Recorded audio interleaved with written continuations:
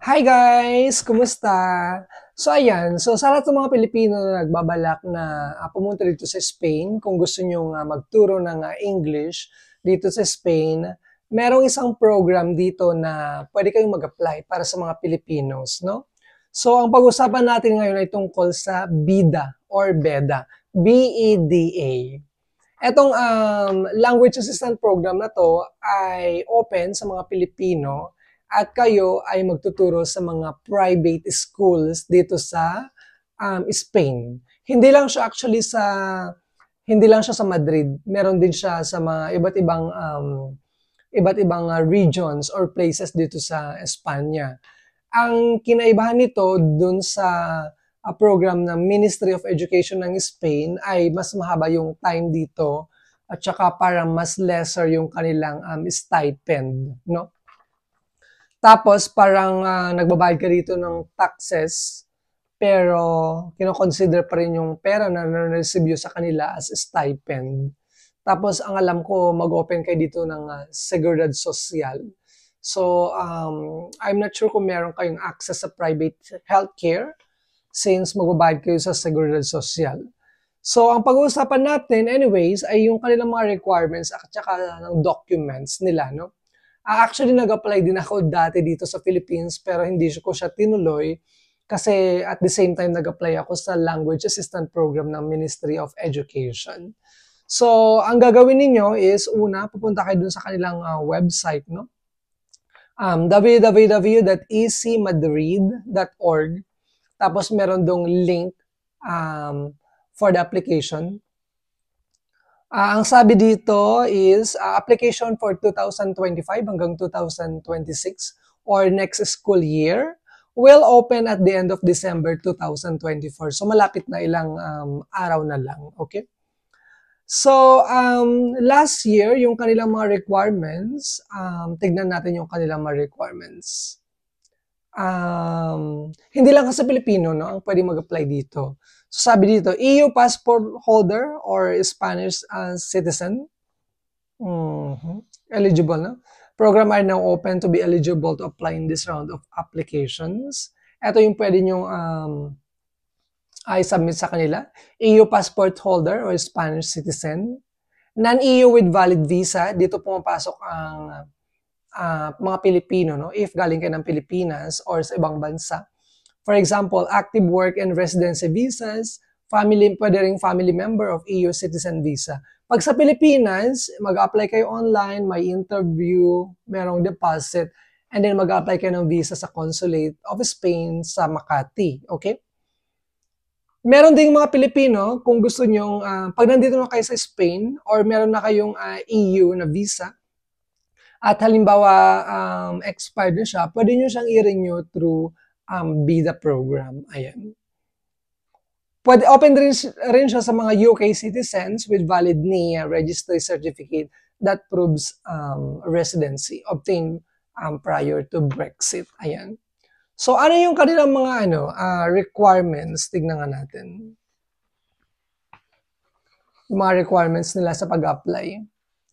So, ang application requirements, kailangan nyo mag-prepare or mag-upload ng curriculum vitae. Ayan. Hindi pa po open yung application nila as of now. End ng December 2024 mag-open. Ayan.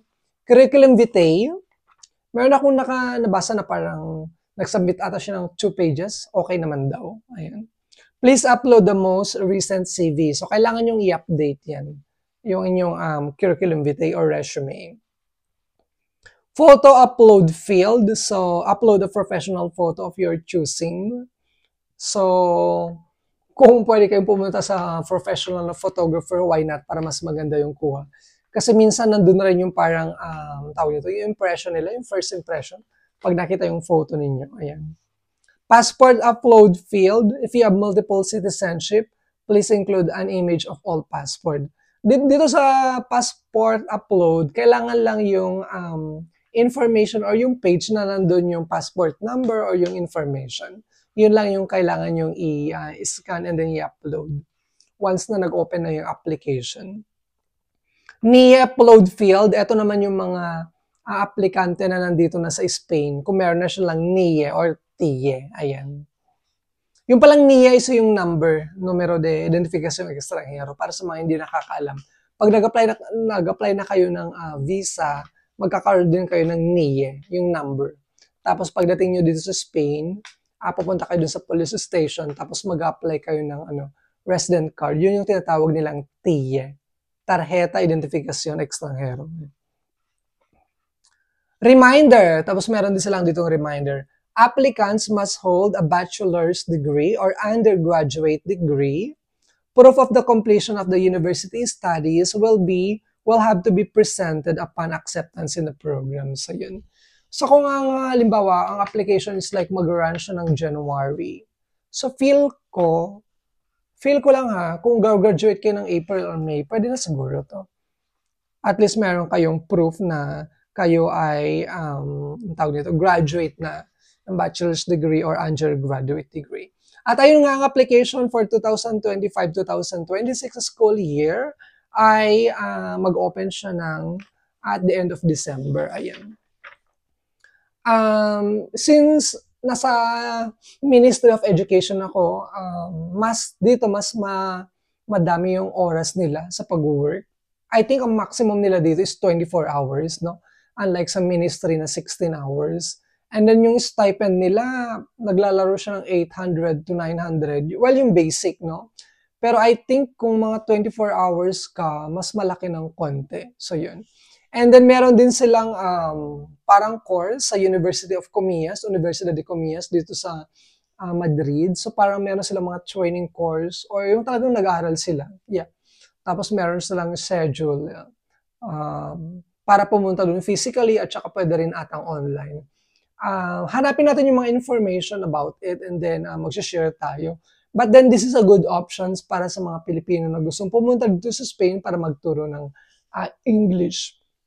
Kasi nga dun sa Language Assistant Program ng Ministry of Education, meron silang slot. So nagkakaubusan ng slot. At least meron tayong additional option na open naman siya para sa mga Pilipino. And ayun, maganda siya i-take advantage, no? Kasi actually, hindi lahat ng program dito is open sa mga Pilipino. So, ayun lang. May mga kilala ko na hindi lang sila dito sa Madrid. May mga nagtuturo din ng English sa Valencia, Galicia. Meron ako dating classmates sa Institute of Franklin. Nagturo siya naman siya sa Islas Canarias or Canary Islands. So, ayun. Sa mga next video natin, magdi-discuss pa tayo ng ibang mga options kung paano kung ano-ano yung mga options ng mga Pilipino para magturo ng English dito sa Spain. Again, yung website ng BIDA or BEDA is www.ecmadrid.org. Ayun. Private schools ang mga tuturuan ninyo. So, yun lang. Magbibigay tayo soon. Magko-cover pa tayo ng maraming mga options for Filipinos nga na pumunta dito sa Spain. Ayun lang. Pag hindi ka pa pala nakaka-subscribe, please subscribe sa aking channel. At kung meron kang katanungan, questions, you can comment down below and we'll try to answer those questions again. Ayun. So again, my name is Nathaniel and sana nag-enjoy ka sa video na to. And stay tuned for more videos about teaching here in Spain. Bye!